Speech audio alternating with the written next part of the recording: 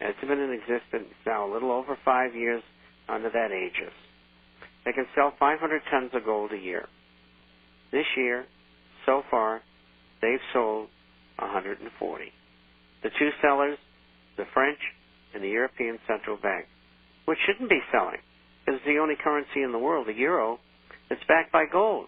What do they got, 5% backing now instead of 15 that they started with? All the other countries aren't selling. Why? Because they think it's going up, or they don't have any. And they all lie about what they've got. I mean, you know, asking government anything today, anywhere, is a waste of time. I mean, unless you have somebody come in from the outside and audit. And so that's where that all lies. And so the answer to the question, you got to go someplace with your money. And my place, I think gold and silver, coins and shares are the place to go. And I felt that now for 10 years, and I've been involved in gold and silver now for 50 years, and the markets, etc. And I don't know of that's where my money is. You do what you want. If you want to go in the stock market alongside, be my guest.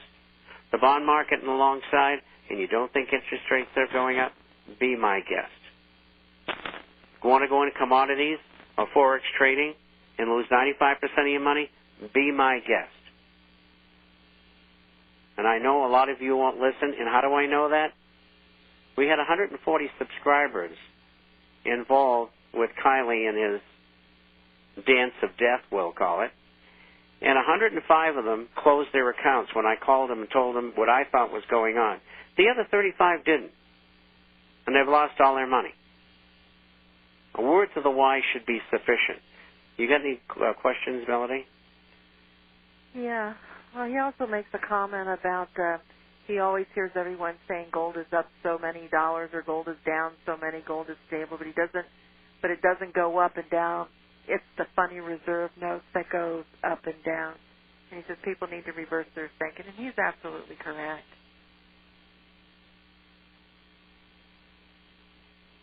He says that's just my opinion. Well, it's a good opinion. Mm-hmm. But, you know, you just got to look at history.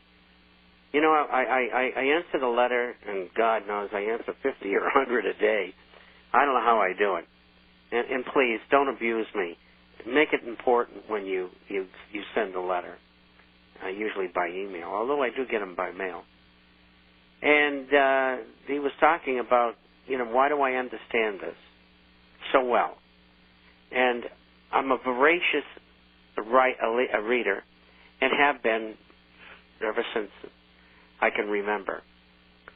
And when I was in school, I had 4 years of Latin, and it really helped me with English.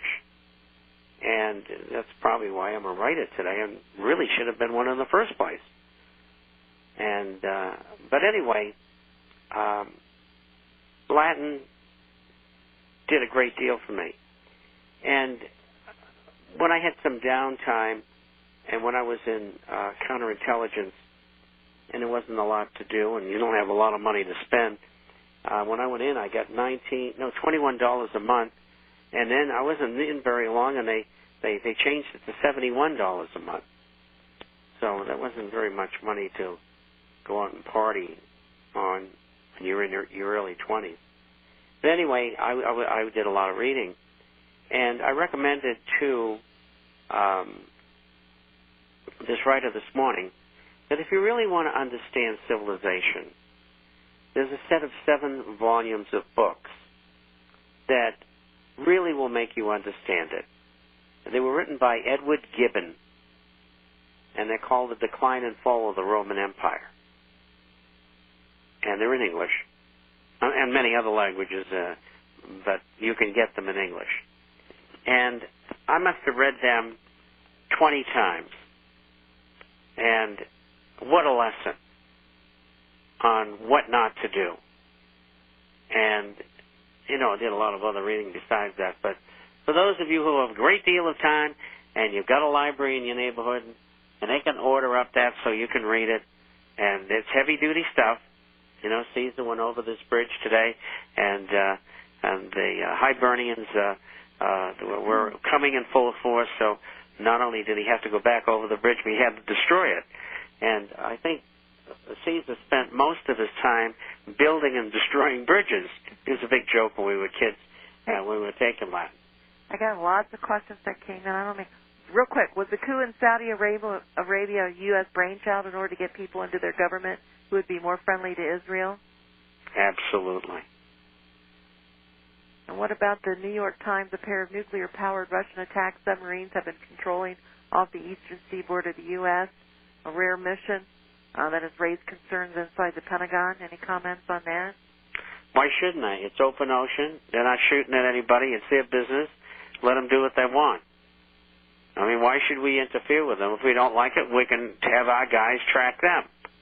And that's perfectly legitimate as well. I mean, do we want a war? Do you want to, send our guys out and shoot them so we can, be vaporized in a nuclear cloud? Not only us, but Russia and others. But the point is, so what? That's another distraction.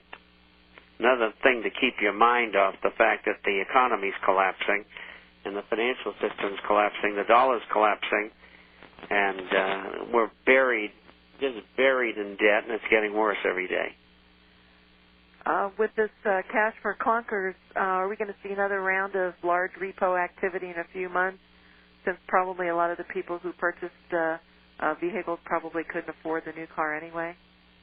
I don't know. I think there'll be some, but I don't think it'll be too widespread.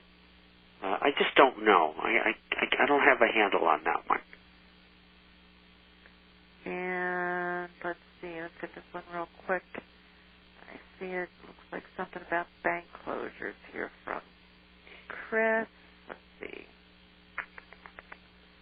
Slow websites anymore. How can I write a check for my taxes if my bank closes? Or will the IRS factor that in and not lien on my house? Don't worry about it, little beaver. If you can't send your money in, neither can anybody else. Yeah. They call that in French force majeure. And it means that you're stuck and you can't do anything and you can't complete your contract.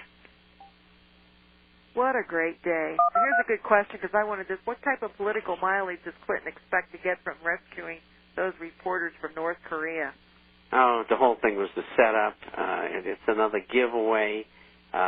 He's a disgusting human being, along with his wife, and it means nothing. Another distraction. I mean, how does he get to go there on a political? I mean, Who North knows? Korea? Who knows? Anyway, we're out of time. We'll be back Friday. I'll be doing the program as long as I have internet connection from West Virginia. So until then, be safe and good night and God bless. Thank you, Bob.